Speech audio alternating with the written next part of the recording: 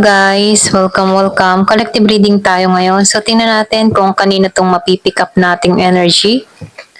Be open-minded po, hindi po halos lahat makaresonate. Thank you nga po pala sa mga nagsusubscribe at sa mga bumabalik. Maraming pong salamat. Give me the message for collective. Kaninong energy to?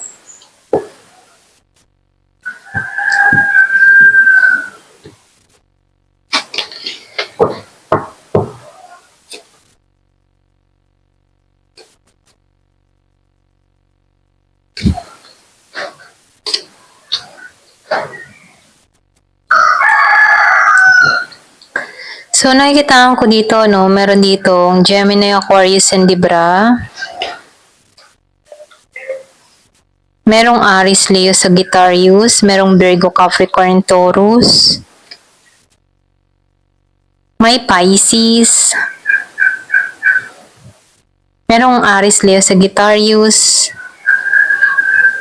Ayan. So, merong Virgo, Capricorn, Taurus. More earth sign, air sign, and fire sign. Okay? Ang nakikita ko dito. Excuse me. Nakikitaan ko dito, meron ditong tao na nagpasya, okay? Nagpasya ng alisan to, okay? Yung mga nangyayaring hirap at pagsubok. Kumbaga, nakikitaan ko dito yung lakas loob na tinatanggalan niya to. Ito lang nakikita ko. Merong nakaka-move on na sa sitwasyon, nakaka-recover. Dito, kumbaga, natatanggalan niya na yung mga masasakit na nangyari sa kanya. Tumutuon siya sa panibagong yugto ng kanyang life na kung saan tinatahak niya yung mapapabuti siya. So, nakikitaan ko rin dito, nagpa siya to dahil ayaw niya na tong kaisipin pa, okay? Kumbaga siya na lang din dito ang nagpa siya na kailangan na tong tantanan pa, kailangan ng tigilan pa to, okay? So, nakikitaan ko rin dito na alam niya rin dito na wala siyang mapapala dun sa taong to, okay, na nagbigay ng pasakit sa kanya. Kahit mabigat yung responsibilidad na kinakaharap ng tao nito, patuloy pa rin to na kumakayod para sa pamilya, patuloy pa rin siya nagsusumika para sa pamilya. So, nakikita ko rin dito na itong tao na itinagpa siya, okay, na tanggalan na to, okay? Kumaga, ayaw niya nang maisip pa yung tao niya, ayaw niya nang maalala pa to. Kaya itong tao na ito, mas pinipili niyang manahimik, okay? Mas pinipili niya yung landas niya, okay? Para sa ikabubuti niya. Kasi nakikitaan ko dito, kaya mas pinapriority niya na yung kanyang sarili, Kasi nakikitaan ko dito na hindi naman lumalago, okay?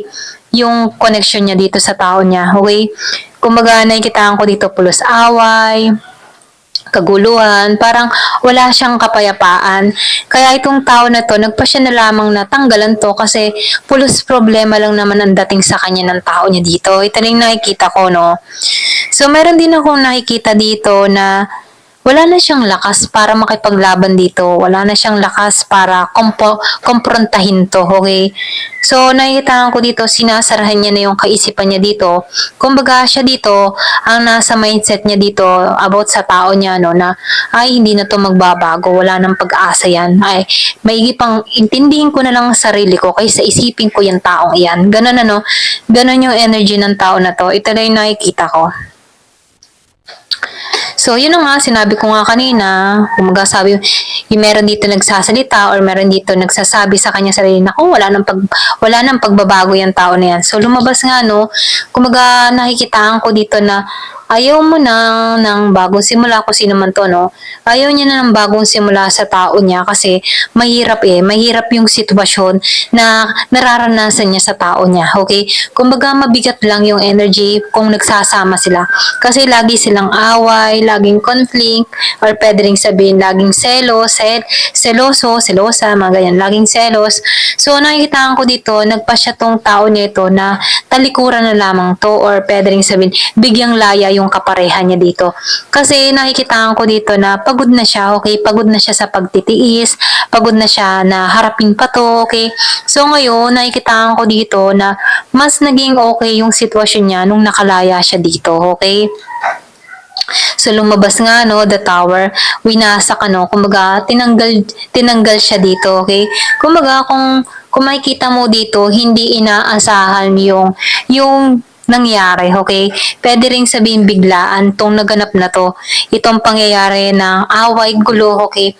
Meron ditong biglaang naganap na humantong na talaga sa hiwalayan or humantong na talaga sa walang imikan, Kung sa katrabaho, ganun din, humantong na lang to ng walang imikan or lumayo na lamang, ganun. Ganun yung nakikita ko, no? Kumbaga, tinanggal siya dito para mawala ng bagong simula dito sa connection na to. Okay? Kumbaga, inalis siya dito dahil nahihirapan na siya okay? So ngayon, itong tao na to, nakakaranas na to ng kapayapaan nung inalisan niya yung tao niya dito, okay? So, meron ditong Four of Swords.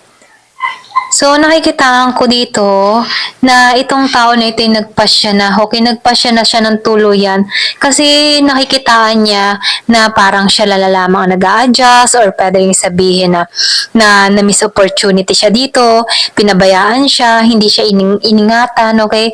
So, nakikitaan ko dito, nagpasya na tong tanggalan dahil ganun yung sitwasyon parang wala lang, parang siya lagi ang masama, ganun, okay? So, nakikitaan ko dito, na nawawalan na siya ng gana dito sa Four of Swords, nagkaroon dito ng missed opportunity or pwede rin sa kapabayaan. Nagkaroon ng kapabayaan itong connection na to, okay? Kumbaga, hindi iningatan, okay? So, ganun pa man, nakikitaan ko dito na yung pag-alis niya dito, or pwede rin sabihin na dahil hindi siya binibigyan dito ng importansya, nakikitaan ko dito, mas naging magaan yung pakaramdam niya kasi nakita niya muli yung sarili niya, okay? Dito sa Ten of Swords reverse, Kumbaga, unti-unti na siya naghihiling, unti-unti na siyang, parang unti-unti niya nang natatanggap yung katotohanan na wala na talaga, okay? Ganun yung energy ng tao nito. Kumbaga, siya dito, nagkakaroon na siya ng pangunawa kahit nalulungkot siya sa kinahihinatnan. Kumbaga, itong tao nito, unti-unti na lang niyang tinatanggap na hanggang doon na lamang, okay? Yung connection na to. Ito rin nakikita ko, no? So, nakikitaan ko dito, nagpasya siya dahil nagkakaroon na siya ng talino or pwede rin sabihin nakapagnilay-nilay itong tao na ito, nakapag-isip-isip. Kumbaga, dahil nabigyan siya dito ng, alam mo yung tipo na hindi siya nabigyan ng importansya, na miss opportunity siya, no? So, yun yung time na nakapag-isip-isip tong tao na ito, nakapagnilay-nilay siya dito, na bakit nga ba ako mag-iintay dito, okay? Kumbaga, itong tao na ito, unti-unti niya na lang tinanggap na wala na talaga, okay? Dito sa The Hermit, Kumbaga, nagkaroon siya ng kaliwanagan nung nag-iisa siya, okay? Dumating sa point na nag-isa itong tao nito, nag-isip-isip, nagnilay-nilay, na kung saan siya mismo yung tinanggap na lamang niya yung pangyayari, okay? So, nakikitaan ko dito, nagkaroon siya ng lakas ng loob na ikat ito or pwede rin sabihin, ginamitan niya ng logic yung sitwasyon na kinakaharap niya dito. So, nakikitaan ko rin dito, lakas loob niya tong inalisan, lakas loob siya nagpa siya dito para tanggalan na to. Kasi ang hirap na okay, dito sa Six of Swords, So, nakikitaan ko dito, inalisan niya to na mabigat ang kalooban, malungkot siya dito, okay, sa kinahinatnan. Pero ganun pa man, napagtansya-tansya niya yung sitwasyon na wala rin naman mangyayari, okay, dito sa Queen of Swords. Kumbaga, ginamitan niya na lang ng logic yung sitwasyon dahil mahirap na, okay? Ito lang yung nakikita ko dito.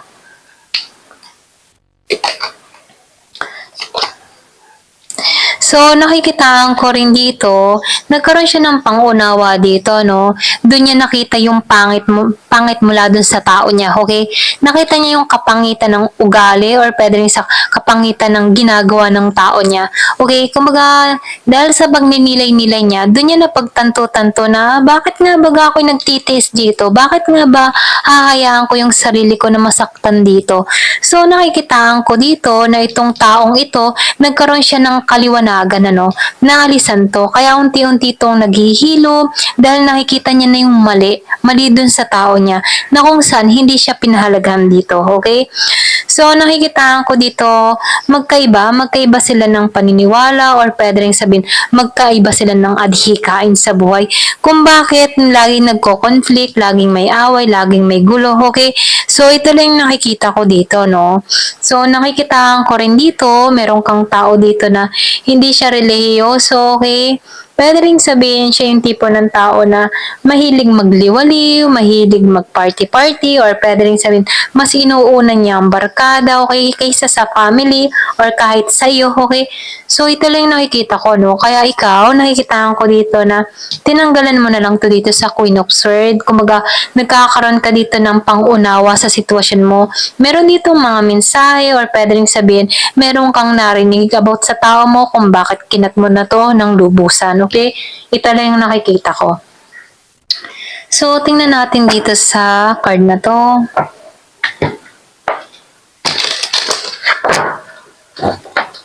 Give me the message.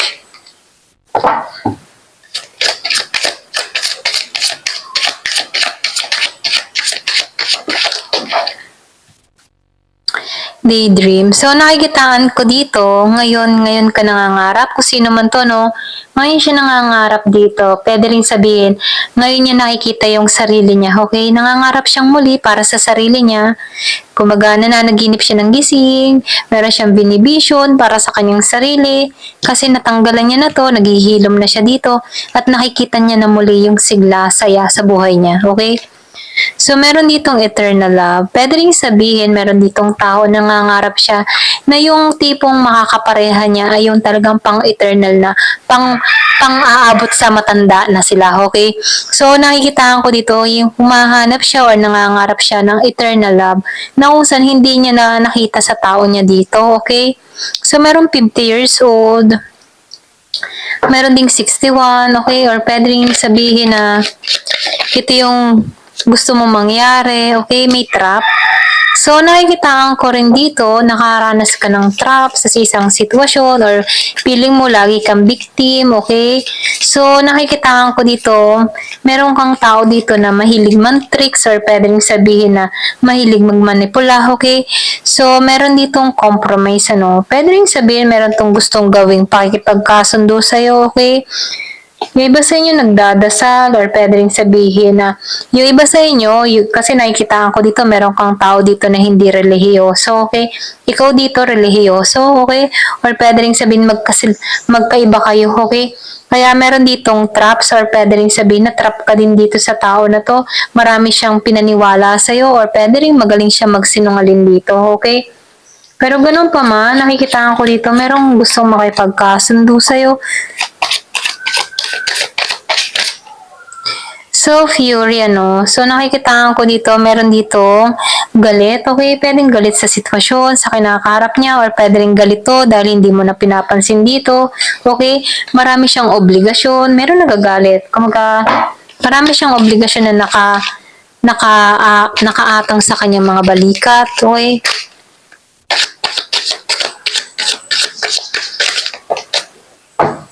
So, meron ditong loneliness, ano? So, nag-iisa, malungkot, disappointed, okay? So, nakikitaan ko dito yung kanina sinabi ko, meron ditong nag-isa, nagpasya, or pwede rin sabihin, nag-isolate, ano? Nakikitaan ko dito sa pag-iisa ng tao nito, nagkaroon siya ng kaliwanagan, okay? So, lumabas, ano? Nagkaroon siya ng kaliwanagan dito. Kahit malungkot yung nararanasan ng tao nito, lakas loob niyang kinakat ito, mga nangyayari sa kanyang buhay dito, okay? Ito lang yung nakikita ko. Ayan, hanggang dito na lamang po. Thank you for watching. Love and peace.